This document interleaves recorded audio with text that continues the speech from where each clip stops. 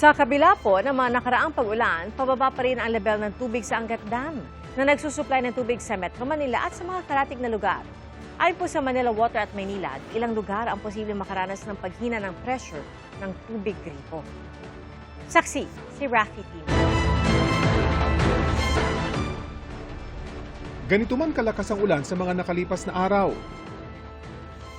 Tuloy ang pagbaba ng level ng tubig sa Angat na pangunahing pinagkukunan ng tubig gripo ng Metro Manila. Tuloy pa din naman kasi ang konsumo ng tubig mula sa dam. Mas marami po tayong nakukonsumo kaysa yung pumapasok. Kaya po bumababa yung elevation ng dams natin kahit na umuulan doon sa watershed ng Angat o ng mga dams natin. Kaya sabi ng Manila Water, posibleng maging mahina ang pressure ng tubig gripo sa ilang lugar na kanilang sinusuplayan. Para patay pa rin ang pag-distribute natin ng tubig sa lahat ng ating mga customers despite declining levels of shutdown. Pero 24 oras pa rin naman anila ang supply ng tubig gripo at hindi magkaka-water interruption, maliban sa iilang lugar.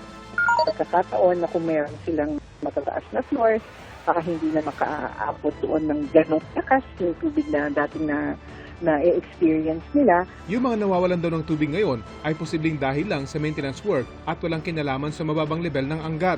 Pwede rin naman po tayo magpadala ng mga water tankers para lang mabigyan sila ng tubig habang inatapos natin yung ating mga repairs. Tugon din ng Maynilad ang water pressure management habang mababa ang level ng Angat, bukod pa sa pag-aayos sa pag-iimbak ng tubig at pagbabawas sa nasasayang na supply. Kaya makararanas din ang ilan nilang customer ng mahinang pressure ng tubig gripo o pagbabago sa availability ng supply. Nananawagan sila sa mga customer na magtipid ng tubig. Bagaman sumadsad sa pinakamababang level ng tubig sa Angat at nasa 150.90 meters kumpara noong nakarang linggo, posibleng umakyat na ito dahil sa mga pag-ulan. Lalo na pag nakarating na sa reservoir ang tubig na bumagsak sa paligid ng watershed area nitong mga nakaraang araw. Inaasahan po namin ng Sabado and Saturday and Sunday, may mga pag-ulan pa tayo. Inaasahan po natin na aakyat po yung mga elevation ng mga major dams natin dito sa Luzon. Rafi Tima ang inyong saksi.